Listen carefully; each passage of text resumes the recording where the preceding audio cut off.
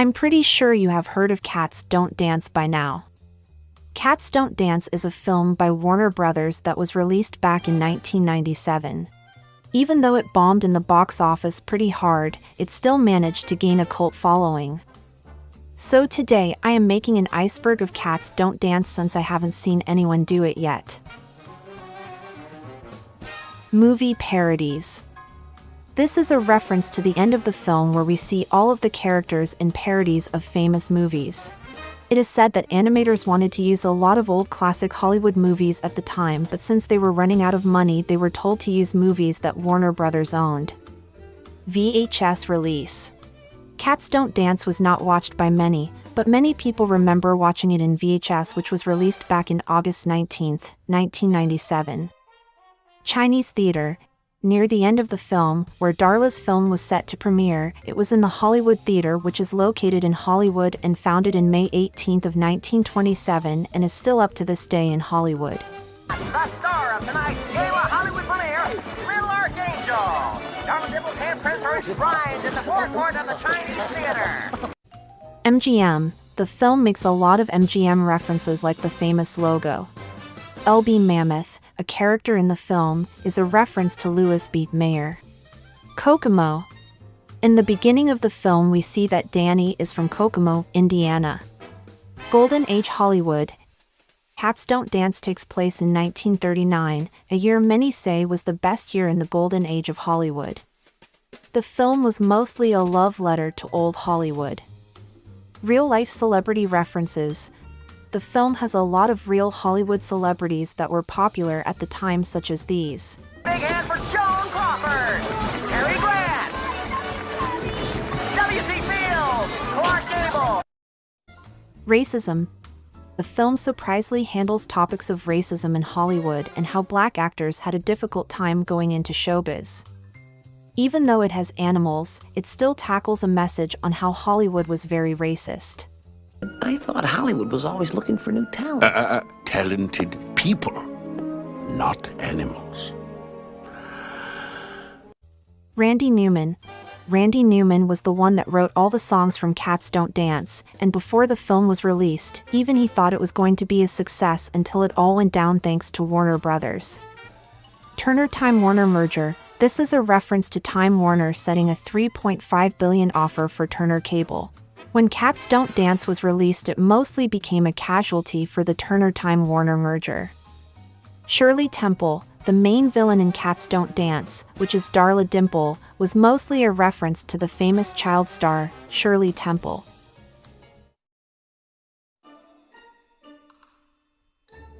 The unofficial CDD website. This is a reference to an old Cats Don't Dance website owned by Shelley Pledger back in 1997. It has a lot of good background info about Cats Don't Dance. But unfortunately, it hasn't been updated since 2009. My Little Pony. Lauren Faust, the creator of My Little Pony, had her first job animating Sawyer in the film. She first was working on characters like Danny, but was given a chance to work in the Sawyer crew. There is also a character in My Little Pony that looks like Darla, maybe as a reference. Is Max a gorilla? This is a question many ask about Max. We don't really know what he is. Some animators say that idea makes him even scarier because we are not quite sure if he is an animal or human. Sawyer's original voice. According to Lauren Faust, Sawyer's voice actress was changed at the last minute when all of Sawyer's animations were finished. Jasmine Guy Sawyer's speaking voice was a last-minute replacement for Nancy Giles. This explains why her singing voice, which is played by Natalie Cole, sounds so different and deeper compared to her speaking voice. Sequel, film, or show. After the film, there were rumors about plans for maybe a show or sequel movie, but since the film did so poorly at the box office, it never had a chance for a sequel, and I can't find any photos or footage of this supposed sequel other than claims and fake plots online. BoJack Horseman. This is a reference to the fact that the show BoJack Horseman has a lot of similarities to Cats Don't Dance. It's kind of funny to see how an adult show and a film from 1997 have so many similarities. Scholastic Books. This is a reference to the Scholastic books about CDD, which is just a short take on the film.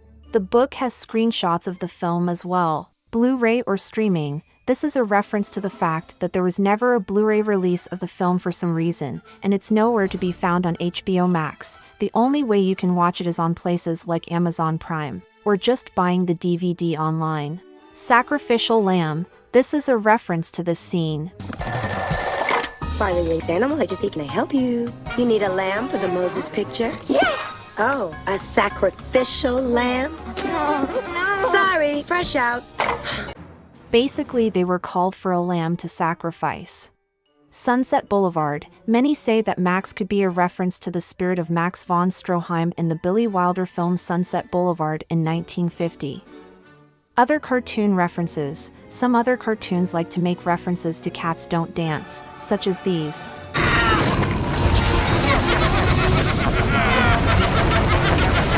Allowed you to tape television shows even if you weren't at home. They mostly used VHS, even though Betamax was clearly the Scare enemies to death and laugh as they all scream! Now you two, let me see you dance. Come on.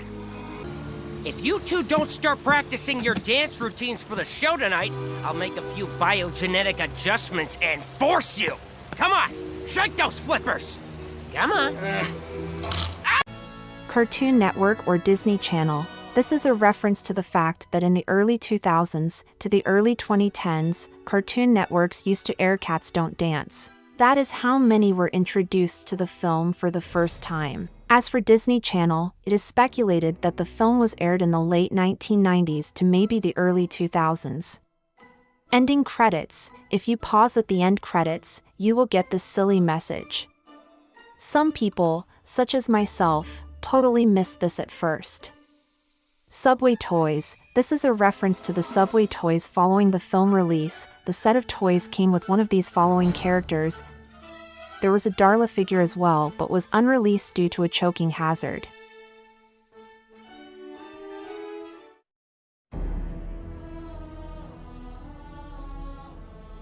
Storyboard. Only a few storyboards of scenes like Big and Loud, and a few others exist online. It's actually interesting to see the difference between the storyboard and the final scene. Crew promotional items. These promotional items that were given to the Turner crew, such as jackets, t-shirts, and much more. As well as these items to promote the film's release. Max is voiced by the director.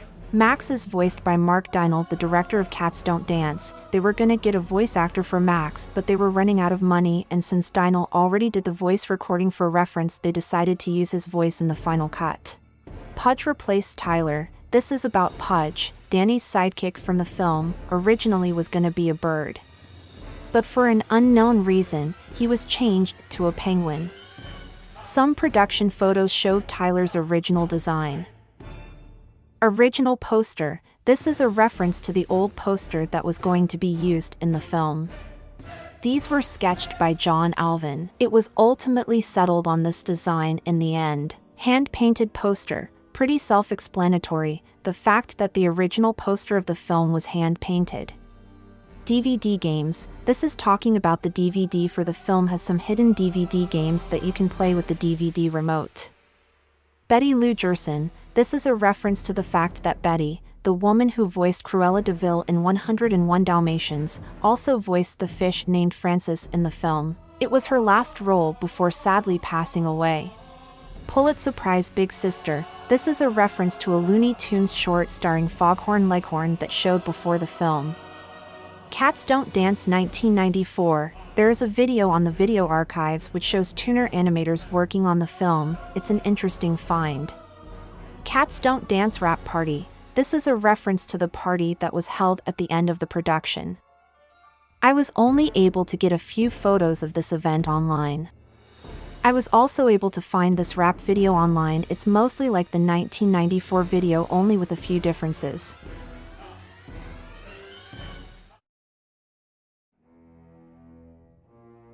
Rare soundtrack. This is a reference to the Cats Don't Dance soundtrack and how hard it is to come across. It goes up for a good penny on eBay. Differences in original soundtrack. The film and the official soundtrack has some differences that some have pointed out. Original Warner Brother website. This is a reference to the original website from Warner Brothers that has information about the film and other things, though this never went up on their official Warner Brothers site. Larry Scholl's Cell. This is a reference to The Only Cell of Cats Don't Dance in Existence, by Larry Scholl. The film was done completely on a digital computer and did not use any film cells. Baby Doll. This is a reference to Baby Doll, a villain in the Batman the Original series. She has a striking resemblance to Darla Dimple, which animators say was a complete coincidence and that both characters are not related in any way other than the looks. Mystery Crocodile. This is talking about that in the post of the film, there is a nameless crocodile that is there for an unknown reason since he doesn't even appear in the film other than a background character. Darla's Parents. This is talking about the fact that we never get to see Darla's parents in the film, which some say that once she got Max, she got him to kill her parents. This theory is unlikely and remains unconfirmed. Deleted scene. There are a few deleted scenes that did not make it into the final cut of the film and did not make it past the storyboard as far as we know. Sawyer's Age. This is a reference to the fact that in an interview with Lauren Faust, she stated that animators wanted to make Sawyer a few years older than Danny, but executives thought that Danny going for an older woman was inappropriate. It is unknown if there was supposed to be a deleted scene like this that confirms her age. Iron Giant. This is a reference to the fact that the Iron Giant was thrown out by Warner just like Cats Don't Dance was since the Barley advertised it, which led to both films failing financially, and now both films have a cult following years later. The Kitty Letters. The Kitty Letter was the underground in-house newsletter at Turner Features. What made it great for the production crew was that it was a venue of self-expression. What makes it great for a fan is that it has some really sweet bits of production art scattered throughout. These don't really count as much as production art, and only a few exist online. Danny's Original Design. This is a reference to Danny's old designs by the director Mark Dindal before being settled on the final one.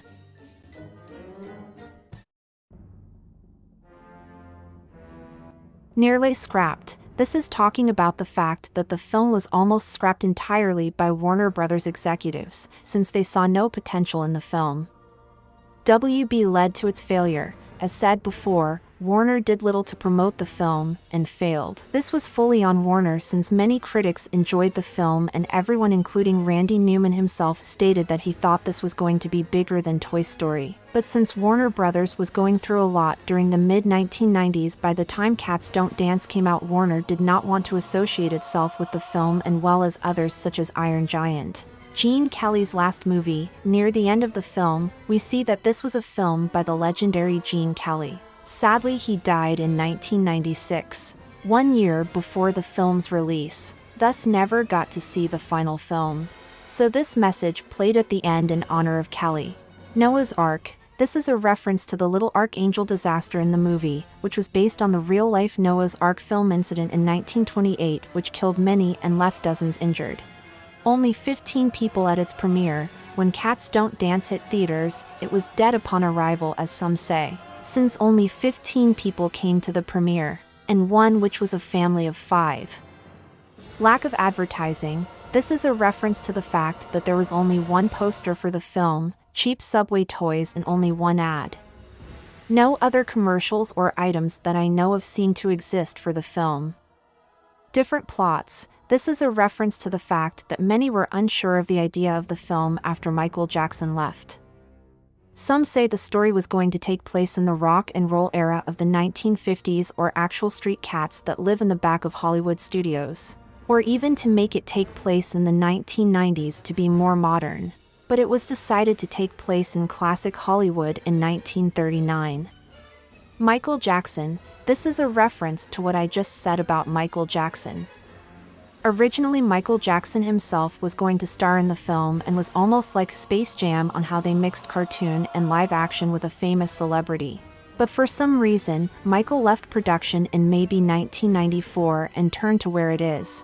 But not many know that this is lost media since the original script for the film is said to be lost. It is unknown if it will be found one day since this was back in the early 90s and is the most obscure thing on this list. Thank you for sitting through this iceberg with me, and I hope you enjoyed it.